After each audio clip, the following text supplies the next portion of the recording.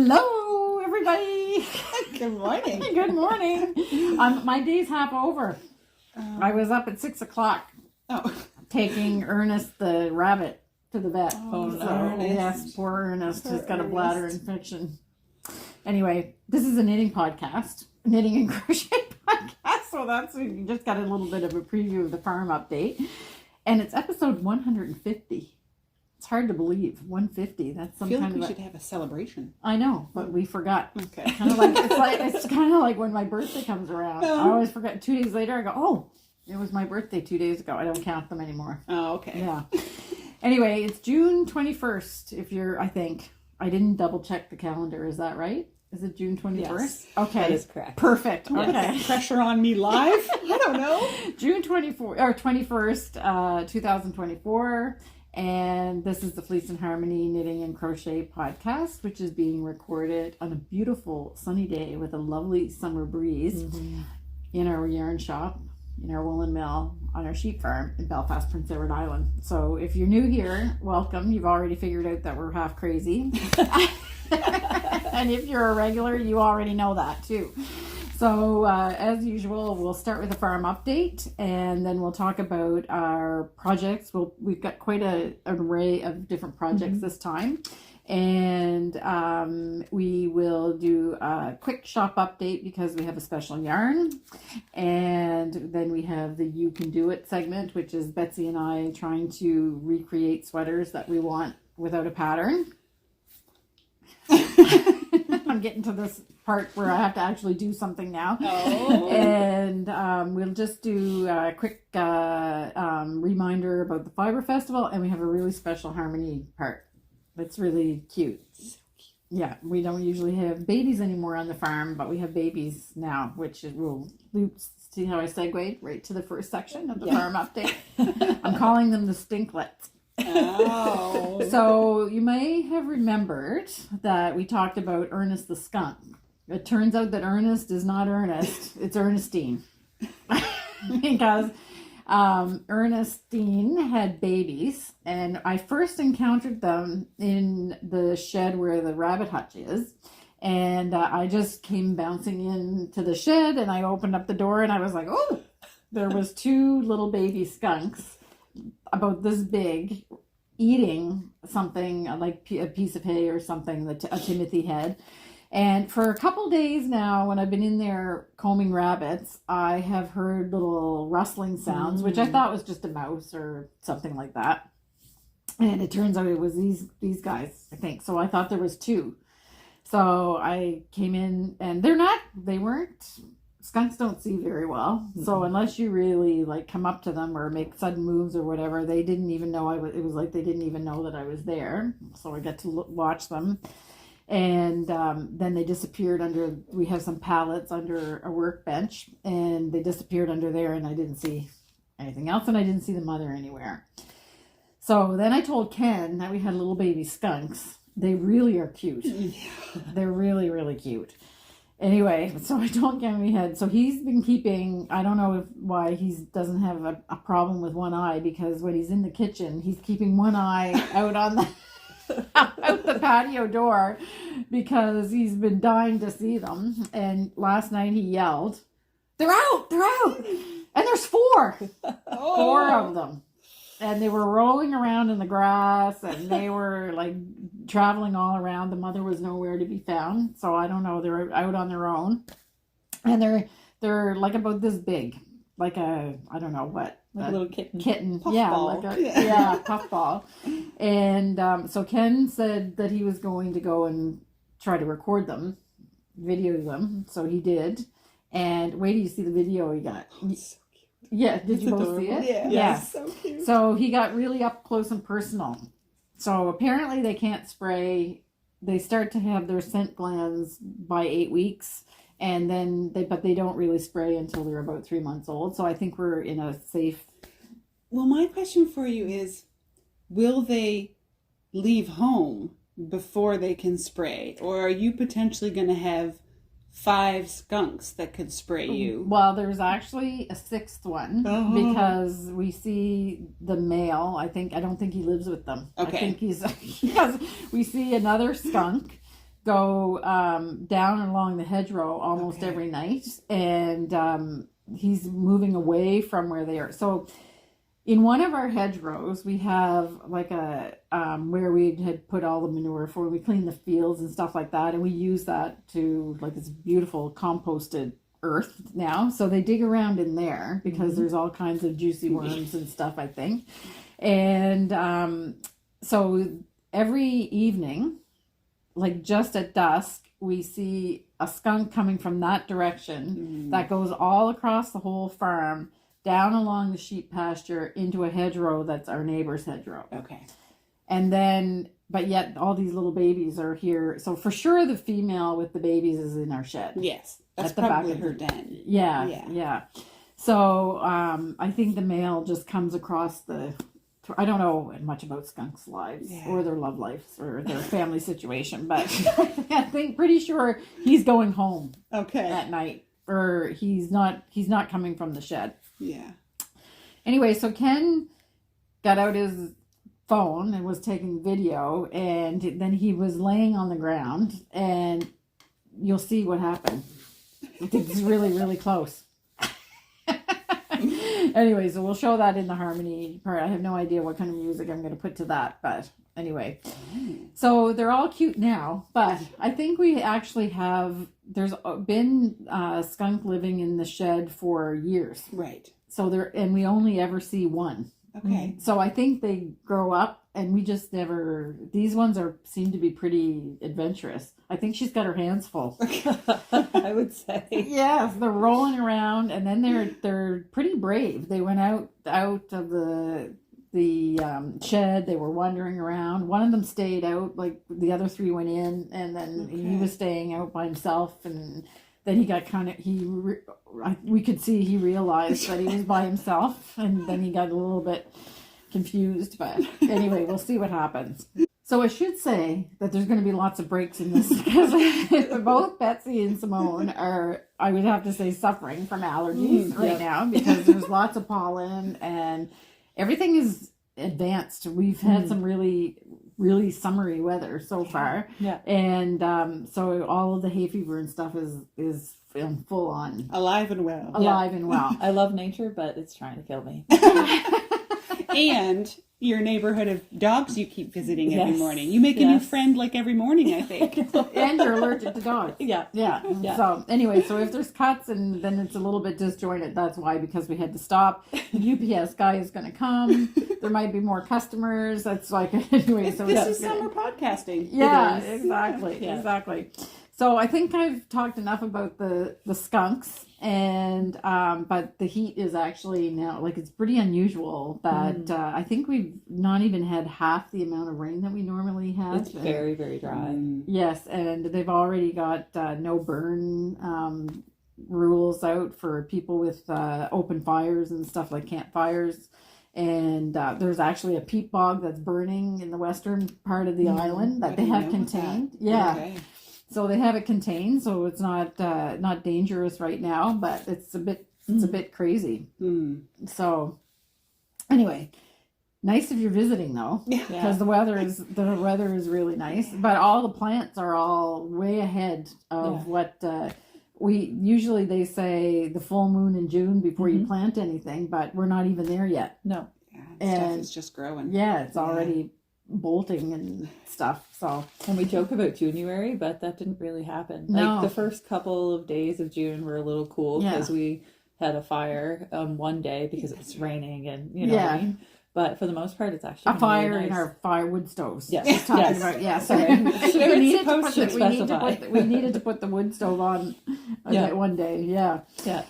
Okay, so I think that's enough about all the stuff that's going on. And I'm just going to quickly just mention that if you watch the video and you like it, if you subscribe, that would be great. That really helps us. And if you want to know, we publish a podcast every second Friday. So if you subscribe and hit the notification buttons, you're going to know when we're subscribing. So, and a customer has just arrived. So we'll be back in a few minutes. And we're back. So this is the way it's going to be today. And that's fine with us. Yeah. Hopefully it's fine with you guys. Yeah. So next on the agenda, I have just a blanket recap, but it's there's no new block. The new block will be in the next episode.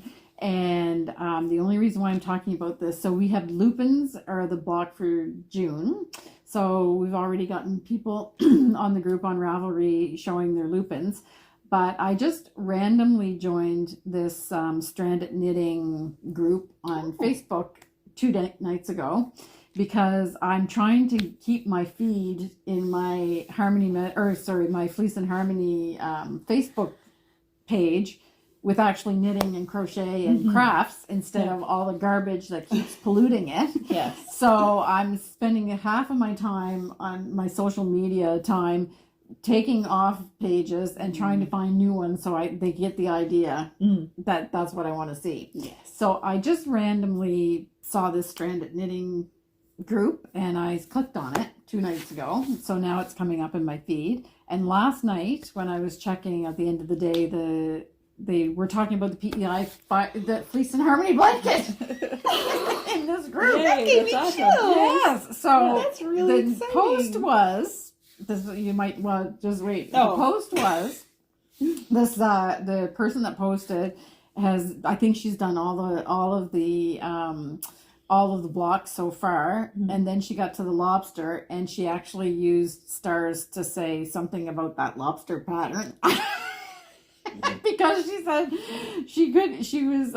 think it was, she kept losing her place. Yeah, she's having a problem finding a rhythm with it. Yeah, Yeah. exactly. So she put that on timeout, did another part. So then I'm sure she was probably surprised that I actually answered her comment last night at 10 o'clock. And I said, oh, well, and it's only because of the songbird mittens, because it is hard to follow an intricate pattern if you're not doing so. I said, oh, well, you can get highlight tape or you can buy one of those tools that has the magnet. And she answered me back. She says, oh, don't get me wrong, I don't like it.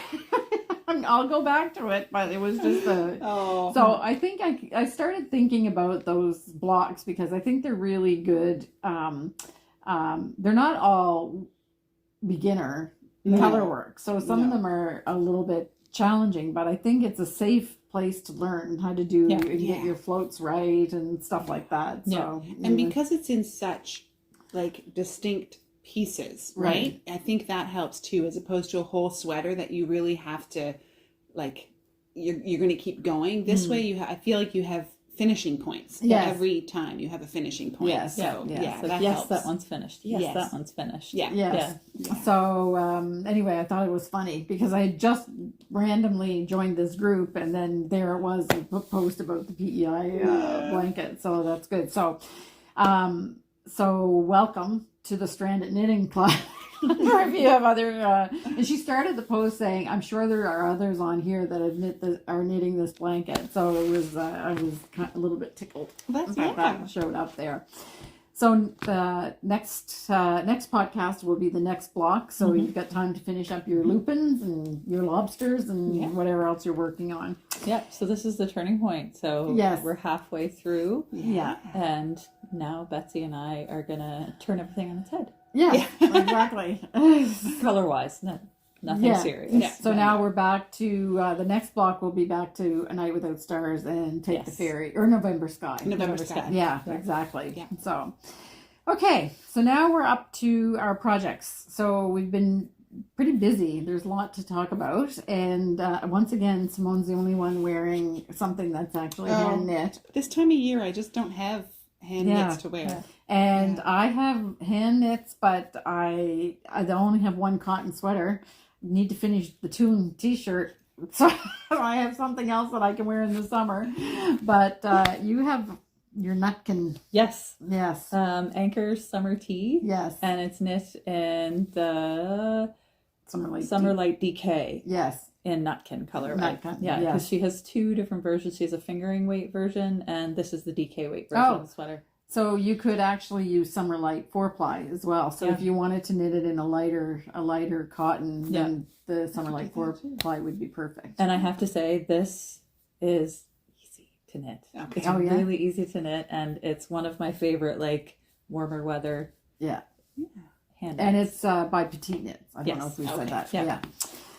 So that's it. So you're holding the banner for the for the hand knit. So, and you're started a new sweater. I did, which is completely unusual for you. It is. It's amazing. It was really funny because Betsy and I looked at each other. We were both in the mill and we were planning projects and just kind of shooting ideas back and forth to each other. And we had kind of a Freaky Friday moment. And it was funny because it was a Friday where she's going after all the autumnal colors. And I'm like, I want the bright and cheerful. And we're just like, what's going on with us? Switched. So this is the project that we're talking about. This is the Seashore Stroll tee by Jennifer Shield Toland, and I am powering through it. Yes.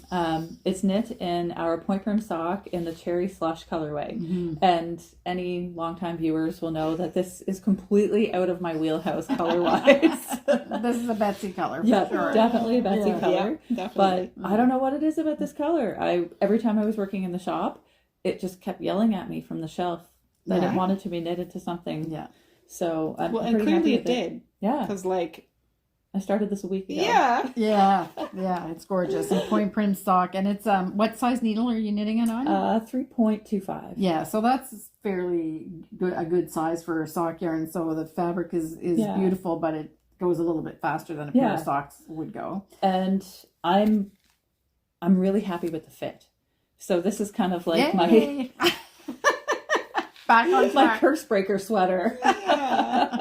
Too many large projects. I don't know what was going on with me, but I kept knitting things that were way too large. Yeah. So this makes me feel like I've got my knitting mojo back. Yay. Yeah. Yay. Good. I tried it on and it fits exactly the way I wanted to, and I like the neckline. I like these like higher necklines. Mm-hmm. So, and it has the nice short row shaping, so it brings it up on the back, which is nice. It's just gorgeous, and you'll take a picture so people can see. We were laughing because we had 2 tours last week, so we should talk about that. Actually, it was really fun. We had a group of rug hookers that were visiting Prince Edward Island from Ontario, I think. Yes. They were from Ontario, right. And then the next day we had a group from New York. Well, the person that organized the tour was from New York, but we had I think they were all Americans, and they came from all as far away as California. I think one of them was Florida and California, and that was a knitting group. So we had fun. But Simone showed up with this on the, because usually when there's a tour, Ken handles the tour of the machinery and stuff like that when we have an organized tour, and we don't give tours every day. It's just an organized thing because we have to stop everything, production and everything, to do it. Yeah. Okay, so that was the UPS guy. So we're back. So we had, I think it was just saying that we had a group of knitters from the US. So Simone had showed up on Friday morning with this, which I didn't know that you were knitting something new, and it was already well advanced then. And it's always good to have something to knit on, because when there's things going on in the shop, people like to just browse. They don't necessarily all like us standing with right with them. And so Simone started knitting that, and there was lots of oohs and ahs about how fast Simone knits. Anyway, it was it's not a color that I would necessarily pick either, even though I do like bright colors. It's a little pink for me, but it was sitting there on the table, and I had to admit, there's something about it. It's appealing. It is appealing. Yeah. It's a very happy color. Yeah. I feel like it's the perfect fair going t-shirt. Yeah. Because in the evening when it gets a little cool, you're going to want a little something more than just a cotton tee, and that would be perfect. Yes. And I think it'll look really good with jeans too. Yes. Yeah. Oh yeah. And most of them are like a little bit, most of the ones that I wear are a little bit higher waisted, so I think it'll fit perfectly. And it also has a cute little detail, the option for a cute little detail on the bottom that mirrors the yoke, so texture. Nice. But this pattern is is neat because it's customizable. So you can do the short sleeve, you can do the long sleeve, you can do waist shaping or no waist shaping. Oh, okay. You can do a twisted rib bottom, or you could do the textured bottom. So Oh, wow. yeah, Nice. there's lots of different options. It's kind of like choose your own adventure. Oh, okay. Yeah. Nice. Fun. And it's a really quick knit. Yeah. Yeah. Well, it's quick for you, but it's also seems to be quick. Yeah, it Yeah. is. Okay. Yeah. Great. And it's not a yarn hog either. So I'm knitting the size 36, and I'm on my second ball, and I still have Oh, plenty. Oh. a lot left. Yeah. Oh, okay. So I think I will probably be able to finish this whole sweater, including the little sleeve caps, with just 2 balls. Oh, wow. Yeah, So- which Excellent. I think that's 800 yards Yeah. of is it a fingering? Yeah. Yeah. Yeah. Oh, So cool. it's one of those. The yarn stingy sweaters Yeah. that we like. Yeah. Yeah, we love that. Yeah. Yeah. So if there's a color you've been eyeballing, this might be a good project for Yeah. you. Great. Excellent. It's really, really cute. And it was the star of the show, of the tour. Yes. Everybody was like, what is that? We thought, and Betsy came back from her weekend and she said, what happened to the sock yarn? It's all Simone's I fault. sold it. Simone's fault. Good problems to have. Yeah, exactly. So you're busy replenishing. Yeah. Yes. Yeah. Okay, so then the next topic I have in the project is Agapanthus lives. Yes, it does. So the saga. Why don't you start us off with just remind them of what this is? So Agapanthus is a really sweet little ribbed tank top, and it was in one of the Quail Studio books put out by Rowan. Yep. Betsy and I both fell in love with it, and I decided I need more, summer knits in my life. So I got the yarn and I started knitting it, and it was going along really well. But whenever I tried it on, I knit a size that was not correct for me at all. And it's V-necked. So I should have known right off the get-go that, it wouldn't be suitable for my tastes. Yeah. So whenever I put it on, I thought, I look like a ruler in a shirt that's too big again.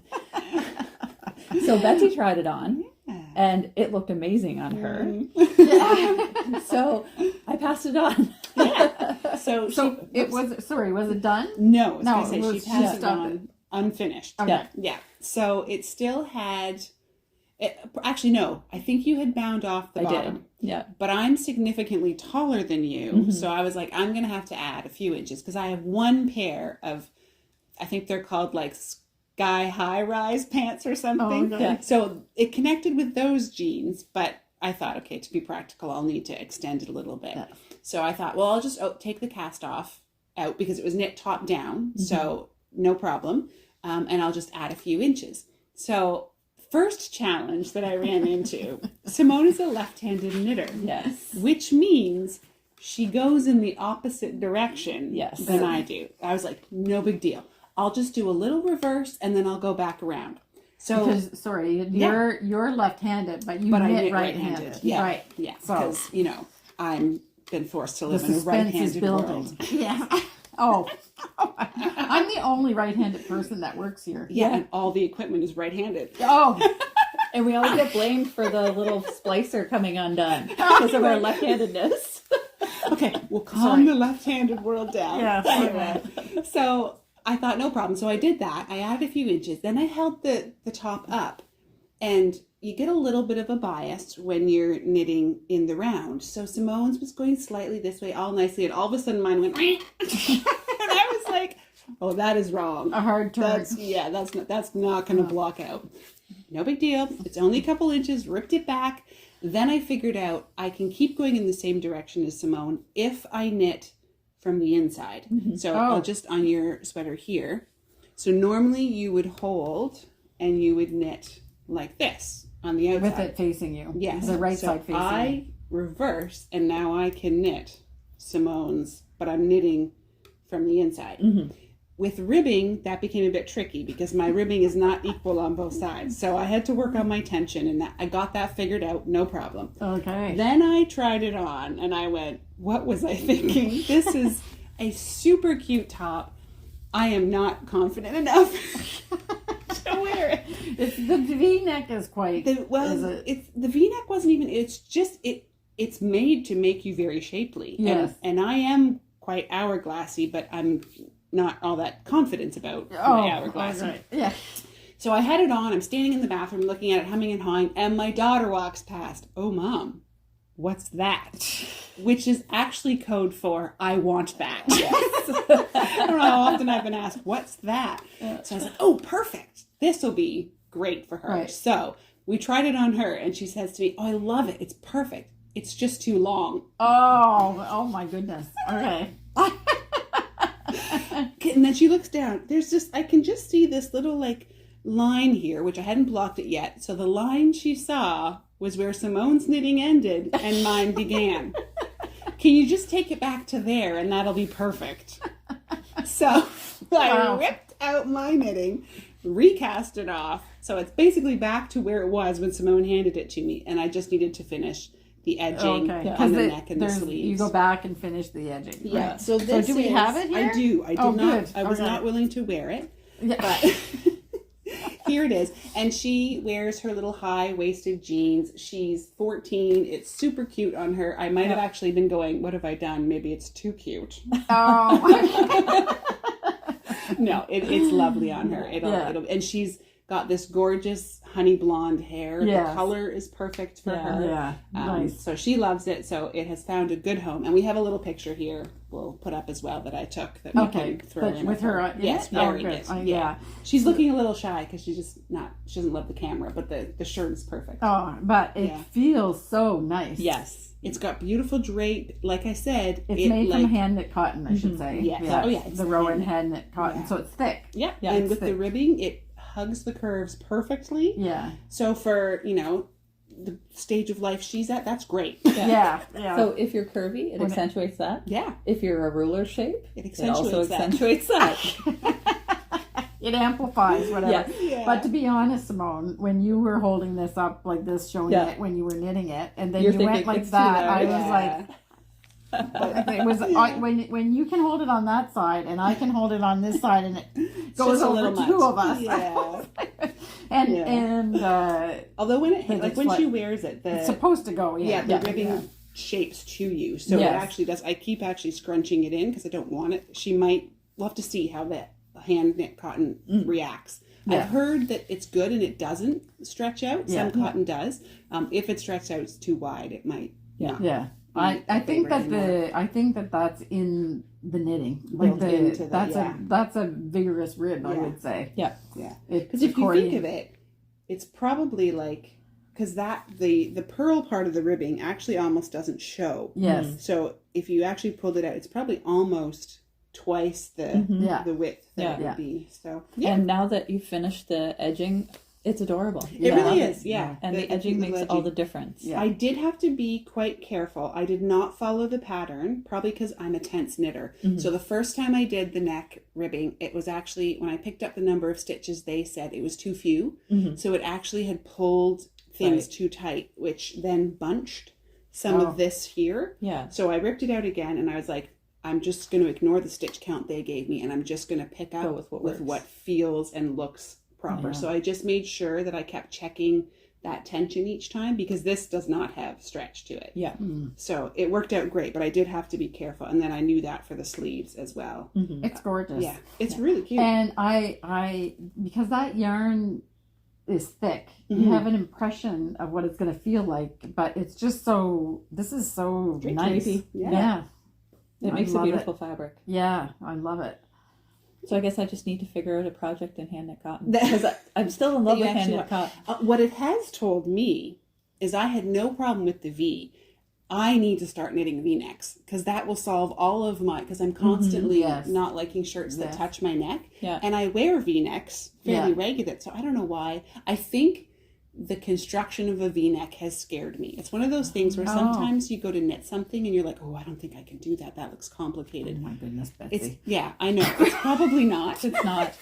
It's not. You not can do for it. You. Yeah. No. So V-neck is on the list next. Okay. Yeah. Yes, it would be very flattering on you. I think so. Yeah. I think I saw one. Is it Kadri? Has one that has got a bunch. But she does quite a bit of V-neck. Yeah. I'm not sure Petite Knit does a lot of V-neck. I was looking at her. No, I think she does more. Anyway, but I think the designer Kadri, if I'm saying that right, has some. So it's definitely on my list. V-neck up next. Well, cardigan, then V-neck. Anyway, I'm so happy for the Agapanthus. Me too. Yes, it found a home and a place. And somebody that loves it. Yes. So that's fantastic. So, and wear it in good health. Yes. Excellent. Okay. So, I just love the whole story about the changing the knitting, and your tensions are very different as well. They are. Right? So I did found that out with the blanket. Yeah. So I had to just good. So it should be straightforward knitting that you don't have to think about much, but I just made sure I kept thinking about my tension and checking it. And I had to relax is what it was. I was too uptight. Interesting. Okay. And I guess we'll stick with some cotton because Betsy's been at it with the flower. You've caught the flower bug, right? Yes, I have. So I made the tie rose. Yes. And I put it in a beautiful. It's a handcrafted water pitcher from Brazil that my friend gave me a little set of. So it's on my table in there, but it looks lonely, just this single flower. Right. So I had made these tops, which I think I'd showed you guys before. Yes. So I was like, ooh, I need to finish them. So now the can of worms has been opened. So this week is dandelions. So is it the rabbit hole or the can of worms? I'm not sure, but either way, more is coming. Oh, yes. So these are just really cute. So did you have a pattern or did you Definitely there was a pattern. So I'm using it's a YouTube channel called Hook OK. Yeah. And she has some paid for patterns and quite a few that are free. And I just follow along with her, and it's really adorable. They are adorable. Yeah. And everything is articulated. Yep. It all has wire in it. Yeah. And is this also the cotton glacé? Yes, cotton glacé for the yellow. I've been using for the green. It's not the glacé. Is it the 4-ply? Oh, okay. That's the finer one. It's a finer one. Yeah, it feels a bit. So the cotton glacé is mercerized, so it has a little bit of a stiffness to it, and this is definitely a little bit softer. The Summer Light 4-ply, lovely. Yeah. So I think gorgeous. Next on the list is lavender. Oh, I can't wait. Yeah, me too. Yeah. So we'll see how that goes. But I would say they're quick, but they're not. They're very fiddly, but that's okay. I don't mind that. Yeah. It's something that you enjoy. I do, exactly. Yeah. And I love when it comes together. Yeah. Although gorgeous. I have to admit, the leaves are the least fun part. So I'm thinking for the next one, maybe I should start with the leaves. Yeah. And then I still have the flower to look forward to. Okay. So, excellent. That's really, really nice. So since we're on crochet, I'm just going to do a quick update on my wallflowers, and then you have your violet garden. Yeah. Okay. So the last time we met, I was doing all of these little popcorn things, and it's really hard when you're doing a big blanket that I had 50 of these to put in. So when we had our little meeting about the podcast, I said, well, I'm not going to bother showing the wallflowers because it's hard to show progress when you're doing a humongous blanket. But I decided to bring it out because I did get quite a bit done. It's looking like it's grown. Yeah. So this part of the blanket is called the daisy chain, where all those little popcorns go. And I don't know, we'll have to hold it up. So you've got this bilberry felted tweed, this purple, which is the color that I really want my blanket to be. And then you have this pop of green on this daisy chain. And then, I don't know if you remember, after that, it really goes into the darkest. Dark. It'll be like, they're almost solid. They're no longer two-toned, I don't think. Oh, okay. Mm-hmm. Okay. So that will be these kind of colors. Yeah. So it'll look sort of like this part. But I think it's these, but all in one color. Oh, okay. Or similar to that, but all in one color. Yes, so mirrors the center. So the color, exactly. Yeah. I mean, she's smart. Sue Matt, the way it is true when you're in the middle, you're going, what the heck? This doesn't really come together. But then by the time you get out here, you can see how it all hangs together. I can't imagine trying to figure all that out. No. And it works with every color. I love mine. So we have a couch now that it actually goes on the back of the couch. And I'll also tell you, this stuff like softens up Yes. with use and with, Yes. we'll say wear, but wear on a blanket sounds not good. Yeah. But it's not wearing, it's just softening. Yeah. So it's so I can nice. tell that just from working with it. That so it's Rowan felted tweed. So that's it. So I'll just try to put it in half so that you can see just a bit more, but you get the idea. That's half of it. So I think And it's basically from here on out, you're just kind of creating the rectangular shape to it. I Yes. think you've hit your full width almost. yeah, And now you're just going to fill in the to border, make it. like a border. Yeah. Yeah. So anyway, it's really good, and now the only thing now I'm worried about is that it's all going to be really dark colors because I chose really dark just have colors. to So I'll do have it to in be good pay attention And do it in good light. in good light. Yeah. Yeah, because I'm not. I'm still. I guess I can't call myself a beginner crocheter anymore. No. After doing this, I still have to be careful when I'm counting and stuff like that. So anyway, that's that.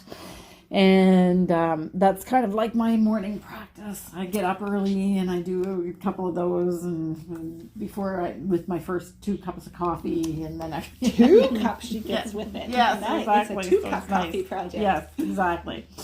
So that's that. So then the next thing I have is I the jumped violet ahead garden? the violet garden. Sure. So let's So I only brought half of it because I decided I was doing them at the same time because I was worried about yarn. It's not going to be a problem. So I also had to shift my shape because I realized it wasn't quite forming the way I wanted it to. So this is the one corner, and it is about 15 hexes away from done. So that's as far out as it will go, this side over here. Yeah. And then it comes up. So I have to fill in here, gets filled in. Oh, okay. So the way I had first planned it out, it had this kind of edging going on.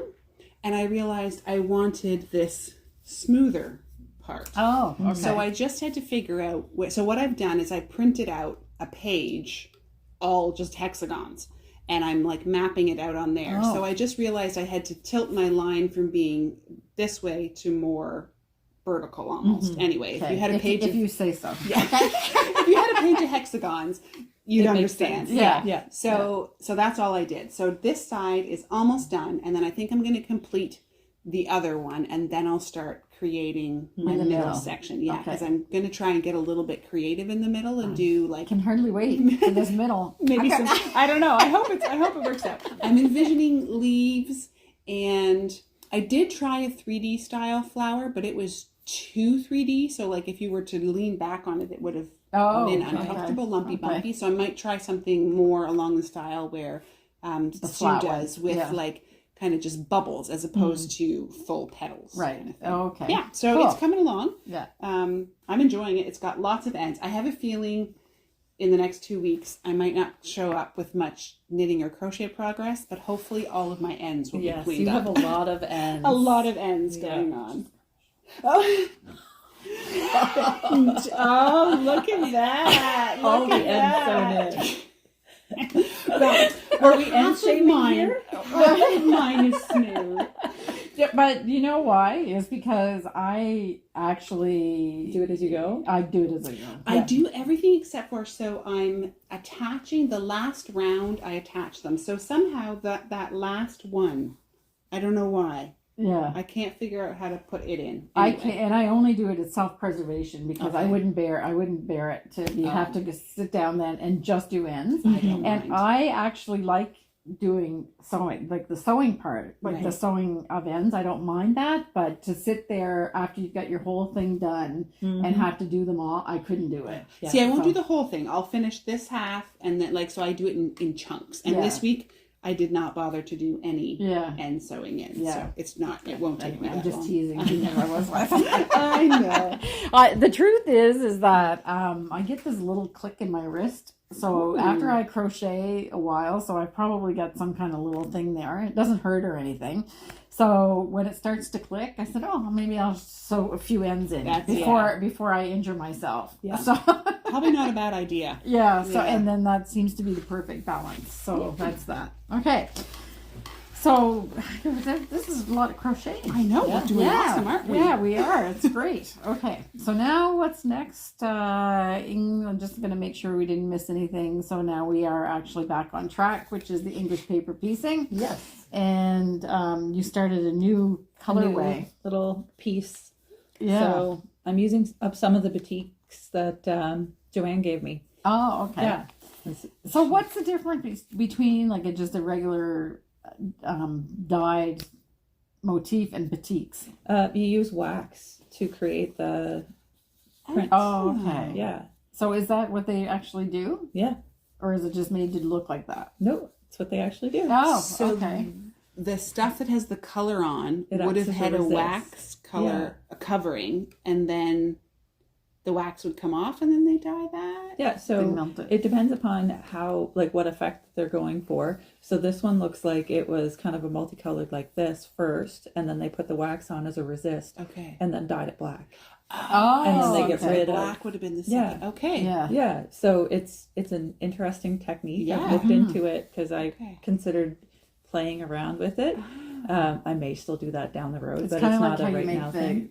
Ukrainian eggs. Yes, exactly. And I've also seen, like, is it ice dyeing on yarn? Yeah. Those sort of Oh. ideas where you're Yeah. creating Yeah. different lines and stuff. Mhm. Okay, fun. So- I always knew about batik, Mhm. but I thought it was just like a fancy name for I Dye. don't know. Yeah, Some kind or of dye, just, yeah. Yeah, and Okay. most of the colors are really interesting. Mm. Like there's a lot of They're often like maybe more like a natural dye color.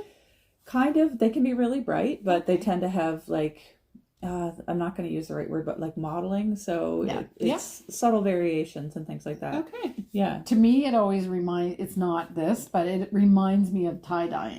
kind of. Yeah. Yeah. It kind of I guess reminds me. because it's a resist type thing idea. as well. Okay. So, Yeah. yeah. Right. So you won't get as defined lines. You get more just where stuff blends together a bit more. This could be pretty defined, I guess. So, is this batik too? No, this Okay. one is that was the mushroom The wildflower fabric or that I got, wild card. but the mushrooms are on the back. Oh, Because the way I folded it, but that's okay because I also have some of them cut out for the Bilbo vest whenever I Okay. get there. What's so the Bilbo? Oh. What is this? I never even heard of this. What? It's I know what It's a Bilbo fun is. project coming Yes, along. it's a little quilted vest that's patchwork, Okay. and I downloaded the pattern. I have it all like ready to roll. I cut my fabric, but I've run into a me issue. Okay. Placement paralysis. Yeah, this is the thing that I find really challenging with yarn. I have no problem picking colors and Right. mixing and matching, You're like the champ at that. Yes. variegated, speckled, solids, Yeah. no problem. But whenever it comes to fabric, because you have color and then you have print Okay. in the same pieces, I don't know what to do with it. Oh. So I start moving the pieces around. It's like, oh, I like this, but I don't like this one. And then it's like a weird form of Jenga, or, you know, like, you know what I mean? You're taking things away and then it's like, no, that doesn't work. So I guess But Tetris, isn't a that weird form of isn't- Tetris. Isn't that part of the process? It is, but It's supposed to be I fun. second guess myself too much. So Right. it's just because I don't have experience at it yet. Yeah. So it's going to take a while for Simone me to is learning decide. something new. Yes. And hard to believe, but I overanalyze things. Yes, just like the Imagine. rest of us. So maybe sometime down the road you'll see a Bilbo vest come through. But yeah. it- So Just for a thought too, if you're really struggling with that, you could introduce a solid or some solid Yeah. colors that you can like have side by side, or a pattern that's really minimalistic Yeah. compared to another pattern, so you don't feel overwhelmed by all that or movement. I could just take all my fabric and be Betsy, help me.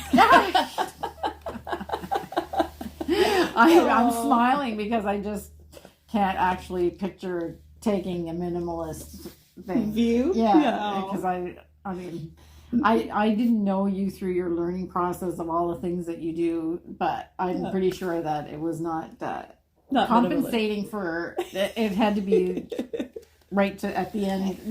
However long it took to learn, but go right to the. I'm good at jumping in the deep end. Yeah. Okay, I was going to say, Kim, I have no idea what you're trying to Yes, say. yes, that's what I'm trying to say. Just Okay. jump in the deep end. I see. Okay. Yeah, Yeah. which I think is kind of like we all are. Yeah, maybe a little bit. Yes. Oh, you want to learn to knit? Try the sweater. Well, Although I think I should say the one technique in my life that I maybe did start at the beginning was with quilting, because my mom had me. I think it was totally a like get me out of her hair kind of thing. Yeah. I remember I was 11. I can't remember exactly what was going on. I was probably moaning in the kitchen, I'm bored, because I kind of remember her being like, okay, here's these pieces of fabric, here's my sewing machine, they're squares, just sew them together. And that was kind of how it started. But she had it all cut out already, and I'm pretty sure it was a combination of 1970s knit polyester. It great. was like, and it super is slippery. pink and mint green, and like it's, if you'd wear it, it would be ripe. Yeah. But I just have it in this little quilt that I use. Oh, okay. Yeah. Cool. You still have it? Actually, it came to your house with Scout on a holiday one time. He now uses it. That's Betsy's dog that we babysit. Yeah. So it has turned, maybe I shouldn't have a blanket I made when I was 11 as a dog blanket. Well, whatever. Well, He loves it. Yeah, and it's polyester. And he's not a rough scratching. He just lays He's a on very it. gentle dog. Yeah, he is. Yeah. Cool. All right. So, Yeah. and now you have to fit these all together once Yes. you get them done, right? Yeah. Yeah. So I've got a few completed. Yeah. I'm on 1, 2, 3, 4. This is my 5th one. So this is probably going to take me 10 years to finish. That's fine. But I'm all right with that. Although, again, if you panic when it comes time to put them together, introduce a solid or a minimalistic pattern and have that be your sort of border Kind of a for each ground. one. I was thinking that I would probably do like a dark solid border for like a path between the Perfect. little yeah. you got katan it. spaces. You're good. Yeah. Yeah. Excellent. It's I've been thinking about this since we started. I need to get my quilt out. Yes. Yeah. I don't know when I'm having the time, but I We just really need to have stop finish it. sleeping. Yeah. And you know what? Underrated anyway. I have a cross stitch that's half done too, so I'm dying to do cross stitch. Kim has beautiful cross stitches, both by yourself and your mom, right? Yeah.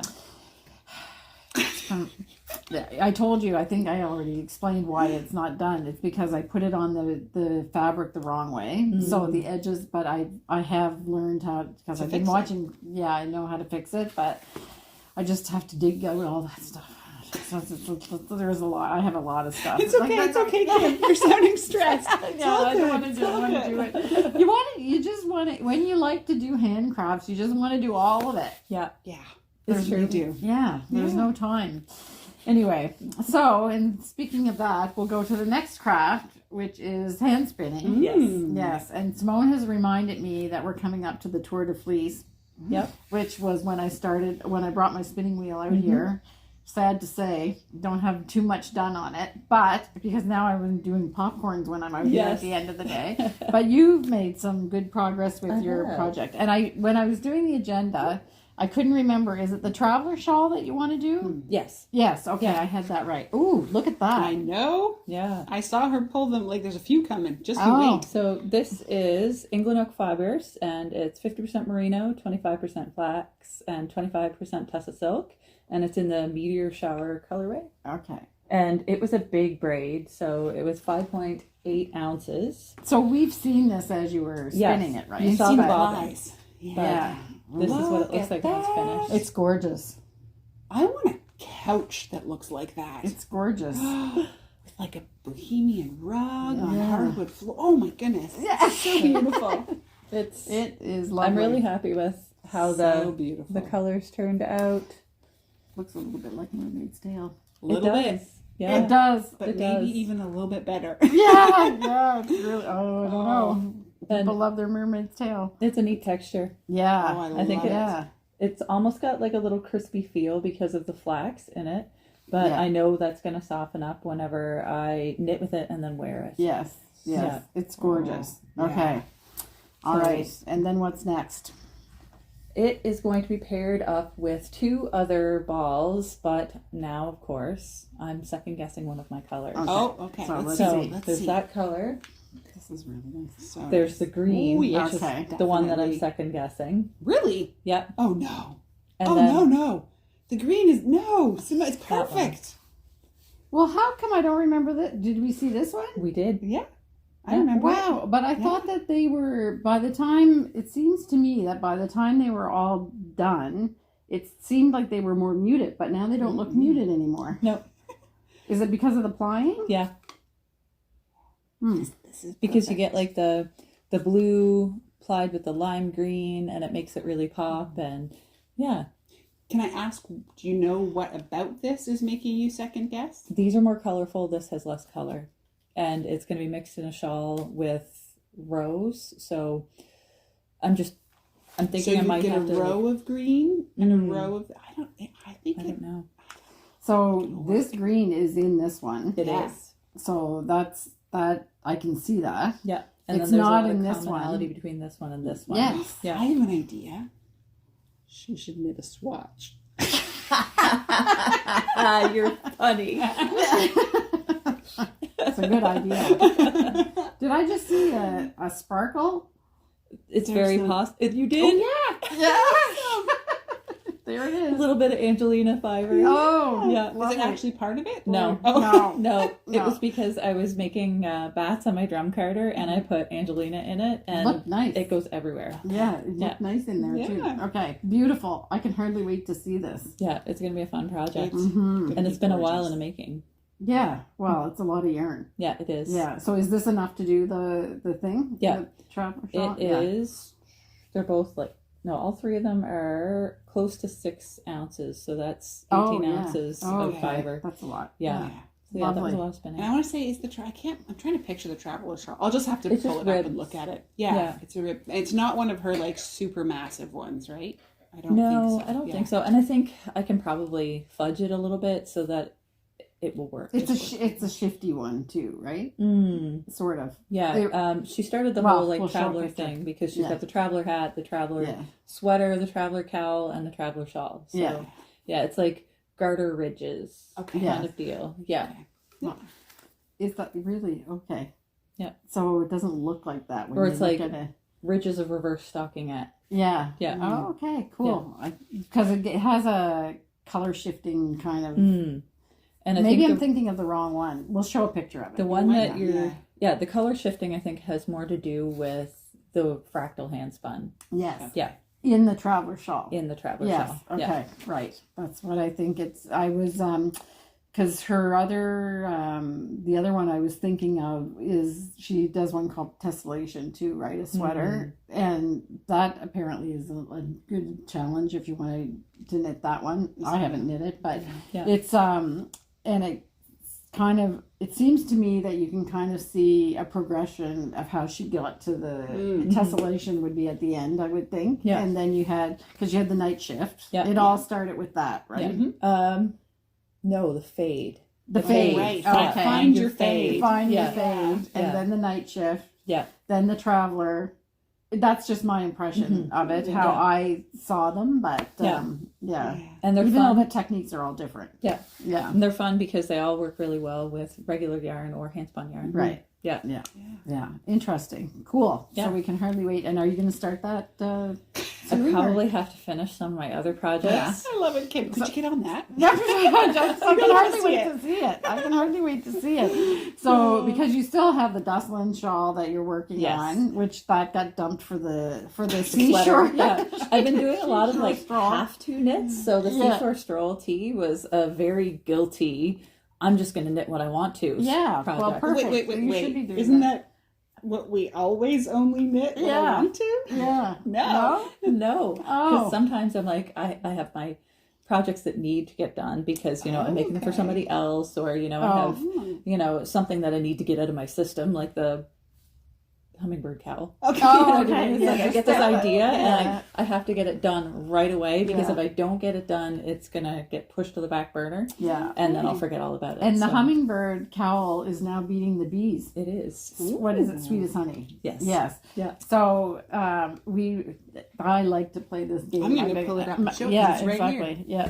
I'm always asking Simone how her patterns are doing, and the bees was the record breaker. It was the bee's knees. Yes, the sweetest honey was the record breaker, and you've always we're always is it beating the bees? Is it beating the bee? And now the hummingbird. Has beat the bees. Yeah, Yeah. it's So gorgeous, lovely. and that's made out of wild winds, petal, and sugared plum. If Yeah. anybody's interested, Simone, it's on Simone's Sand and Sky Creations. Yeah. Yeah.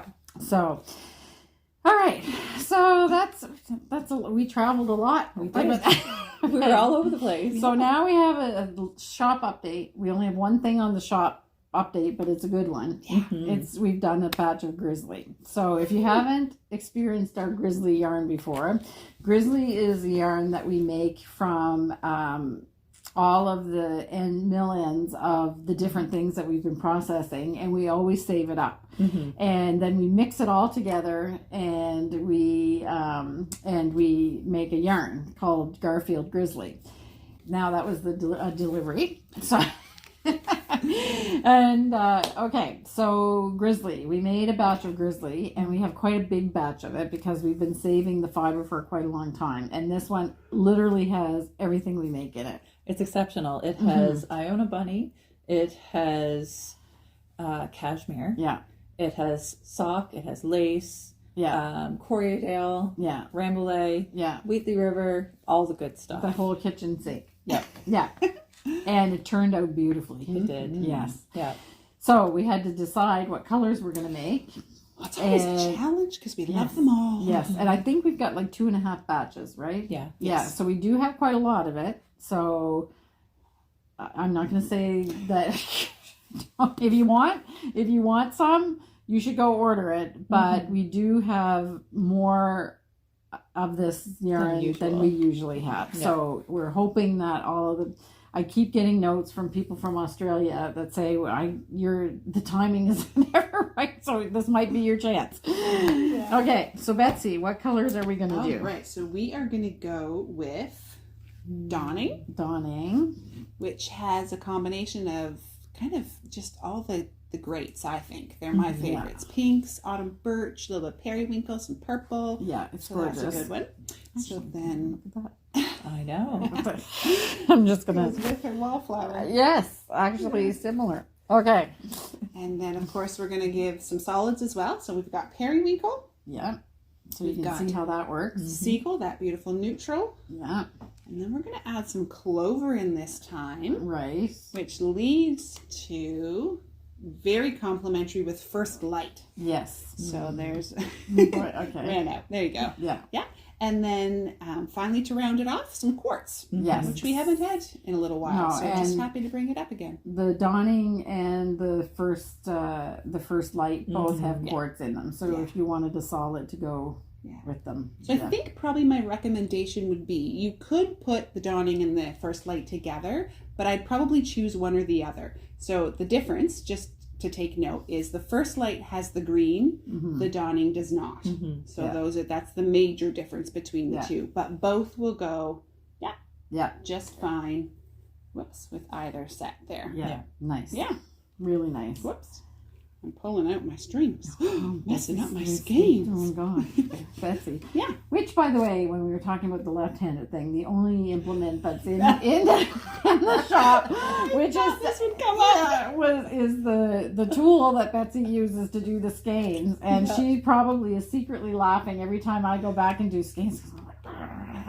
Grumbling, and you have to do it left-handed. And that's why I have no problem doing it either. Yeah. Because it's like, I don't see what the problem is. It just works. Yeah. Here we go. So now, My tool, my corner, yeah, exactly. my way. And I could just switch it because there's a little button to change we use a drill with a hook on it, and I could, but I learned to do it the left hand. So I actually have I have a lot of sympathy now for the left-handed thing, because it is true.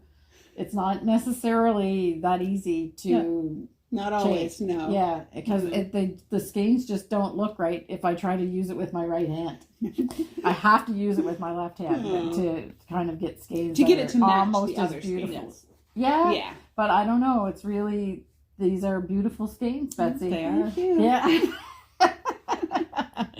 Anyway, so that's the Grizzly. And the weight of Grizzly is just a little bit heavier than our worsted. So if you want something that's just our Selkirk worsted is a light worsted. So the Selkirk worsted is 200 yards for 80 grams. The Grizzly is a 2-ply, which is 200 yards for 100 grams. Yeah, so just slightly. I think probably even more like a more traditional worsted. Yeah. So anyway, but it feels gorgeous. Yeah. Okay. Excellent. So that's it for the shop update, and we've restocked on everything is we've got some things that from Cocoa Knits that we haven't had in a while, and of course we still have all our books and everything. So if you want to shop for your Grizzly and then find a pattern, you can do that. It works particularly well with the book. What is it? It was the new Wilderness Knits and New Nordic. No, not New Nordic. What's the name of the book? The Nordic. Viking Knits? The 90 Years of Norwegian Knitting. Is that what it's called? I'll put the title below. Sounds good. Yeah, so there's some really nice patterns in that it goes with. Unless I'm thinking of the wrong book, which I've corrected myself down here just to make sure. Okay, so you can do it.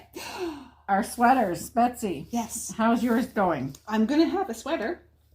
Okay. That's not a problem. Yeah.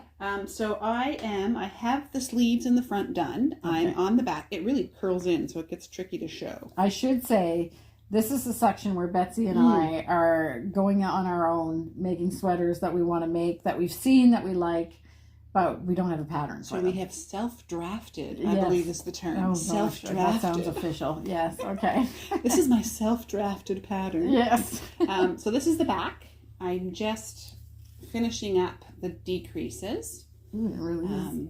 I was getting jealous. Simone was knitting here. We had a customer in, so we had to pause for a minute. And I was, I'll pick mine up and knit. But I didn't bring my book that has all my little direction on decrease on this row, which matters. So I'm down to, I think I have to do, it's like a 18 row repeat, and I have to do that twice more. And then I'll be done the piecing. Okay. So all the pieces will be done. But as I told you before, earlier in the podcast, this week for me is going to be the ends. all about sewing in ends. Okay, so we should talk about somebody asked about the colors on a comment. Okay. So this is the front. Yes. And the back is plain. Yeah. So I'm making it out of point prim sock. Yes. Some of these colors actually come on our point prim. The slate does, the seagull does. Do we do a night without stars? Mm-hmm. Yes, a night without stars. So that's the blue. The others are colors that we were creating for Jennifer Beale's Ryu shawl kit.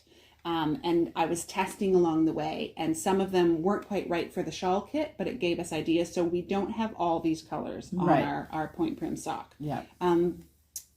Yeah, sorry. Just the way That's it is. all I can say about that. I was going to try and give you a thing, but no. So these were all the little test pieces. So I kind of wanted to make a scrappy sweater out of that. So, which is great. Yeah. So if you come on, you have scrappy bits in your stash. We know it, so you can. And I have to be honest, when I first saw these colors all together, I was like, I don't know if this works. Really? I have one other color gorgeous. scrap at home that I held back. Okay. So we can actually look at it today and decide. I have half a ball of cherry slush that did not make the final cut. So if you hold up your ball there. I think you made the right decision. I think I did. It just wasn't, I kept trying. I was like, no, it just doesn't belong in there. Yeah. So it sits alone and waits for the next batch of scraps. Right. Okay. Beautiful. Yeah. All right. So the front will be striped. Oh, and the sleeves I added, just to show you again, just a little bit of the striping. I think that's so cute. I just love it. It'll be on my forearm here. Yeah. And it's a raglan style Henley. So it has the rounded neck with the little tab down in it. Yeah. So the real test, I guess, will be in the next couple of weeks when I put it all together to see if it fits. I can't blame the drafting. I think the pattern is as it was when I started. I might not be as I was when I started it. So that is where we might be running into some trouble. Well, I just had that All that conversation. donut testing. Yeah, and now my husband's got into ice cream Oh my sandwiches. God, they're delicious. Oh, Yes. no. Bit of a joke there, but I don't know for sure until we put it all together. But, that's why my paisley took so long. Because as I was knitting it, I was growing. And I knew that it was not going to fit because it was pretty fitted. And but then when I knew it would fit again, I finished it too sweet. So it might be okay because I think I built in ease. I think I always build in ease. I've never knit anything negative ease, so it should be okay. Yeah. Actually, in all honesty, what I'm unsure about is the depth of the shoulder or the arm. Okay. What do you call the armhole depth? Yeah. Because that for me is my area that is not common in any pattern writing. I have a significantly large shoulder than most women, so I haven't run across a pattern that really works for me. So I tried to make an adjustment. I think so. Yeah. I tried to make the adjustment. So either I'm going to accidentally have a dolman, a dolman raglan, or it'll be fine. Yeah. Okay. And it's hard to. I know that feeling when I was doing my Maya because I wanted a sweater that was a little bit tight because I tend to knit bigger too, and I was really, really nervous that it wasn't going to fit. Yeah. And especially I didn't know that if I was going to get my arms in the sleeves, but it fit perfectly. So and I'll be a bit vulnerably honest here. That is actually one of my biggest challenges with trying to knit garments for myself. Is just there is a certain amount of joy that gets stolen from a project if you just keep thinking about your own shape and size while you're knitting it. So I try really hard not to do that. But I have to admit, it does creep into my project sometimes where I can get a bit discouraged because I get this idea in my head that, oh, this is not going to fit. This is not going to fit. And then rather than thinking because I chose and created the wrong size, it's tempting to think I'm the wrong size. Oh, so it is. I think as a hand knit, a person who makes hand knits, and when you're making garments for yourself, it's important to make that distinction. Yeah. You are not the wrong size. Yeah. You just didn't choose the right size. Yeah, exactly. So I usually have to make the arms larger on all my sweaters. Yeah. Because while it fits around the body, my arms and my shoulders tend to be a little tight, so I usually have to, kind of fudge it a little bit. But that's why we hand knit. Yes, I was going to say that's the whole point of it. Yeah, well, not exactly. the whole point, but but it is challenging until you get to really understand what your body shape is and how to compensate for that in the knitting. Because I mean, I've knit plenty of sweaters that I love and wear, but they don't necessarily fit exactly the way that I would want. Yeah. Lately, I've been knitting too big. Yep. Then when I was knitting something that I have a picture in my head about what I want it to look like, so we're gonna see with mine as well. Yeah. So my you can do it is I started mine months ahead of yours. So yeah. So I have made pretty good progress. So this is one, I'm doing a sweater, which I'll show a picture of a sweater that I'm trying to match that was a store-bought sweater. But it's different. It is. It's a different feel than I was expecting. Yeah. Okay. So I'm knitting it. I wanted to kind of match the thickness of the sweater that I was wanting to match. So the way that I did that was I used Rowan cashmere cotton and alpaca classic held together. And the sweater that I'm trying to mimic has like a tweedy effect. So this is cinnabar and berry sorbet. So in the ball they look like this. So you can see it's getting this would that be called marling? Yeah. Is that what you're doing? Yeah. I love it. Love it. Yeah. Yeah.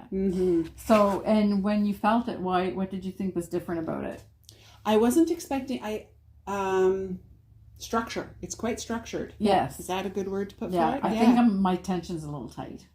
Yeah. A tiny bit, but that's some of that might relax. I think it's hard to know. Yeah, because it's a cotton. Yeah, and cotton almost always always softens. Yeah, so Whenever these are washes, both cotton bases actually. Yeah. Yeah, and I was hesitating to use the word soft because it's not that it's not soft. It's just Stiffer. stiff. That's Yeah. stiff. But cotton gets less stiff. Yes, the more exactly. it moves. Yeah. I was thinking that too. Okay. But when I did my swatch, it felt exactly like how I wanted it. Yeah. So I'm going to have to trust the process. Yes. Okay. So now I'm so there's like 21 rows of rib, and then I'm working my way up, and I'm going to do some waist shaping, so I have to start my waist shaping now. And I'm only taking 2 stitches off and then repeating 2 stitches off, so only 4 stitches off for the waist shaping before I go back to the final size. This will be the front or the back. It doesn't matter. They're going to be the same. So then all together, I'll have 8 stitches off for the waist shaping, which should be Adequate. right. Sorry, question. Do you put the waist shaping in the front and the back piece? I'm going to. Okay, so you're taking off. I'm taking off 1 on each side Okay. twice. Oh yes. Okay. And So then- that's and 4, then- and then on the back as well. Got Yeah, it. and then Yeah. on the back as well. I know. I had to think about I know. that I was too. having a moment for you there. Yeah. So I'm also following the Ultimate Sweater book, which is Amy Herzog's book about how to design your sweater, basically. And I'm really debating where I'm going to take the stitches off because she often does darts. So she does it in the middle. Right. And that was what I was trying to decide, like, or closer in from the edges. She usually does it, but I think I'm going to do it on the side. If you do it on the side, there's no risk of it being visible. Exactly. Yeah. And no matter if I wanted a sweater that I wanted to have a dart that you could see, That'd be different. that would be different. Yeah. But I am going to, I think I am going to move it in a little bit. Usually I do it on the second stitch, but I think I'm going to go in 3 or 4 stitches because that'll still be under the arm. So that's what I'm going to do. So that's the next thing. And then once the waist shaping is done, then I have to figure out what pattern I'm going to put in it. Yeah. Because it has a Fair Isle pattern, and these are the 2 colors. Raglan shaping. Yes, and raglan shaping. So I just now I want a marl.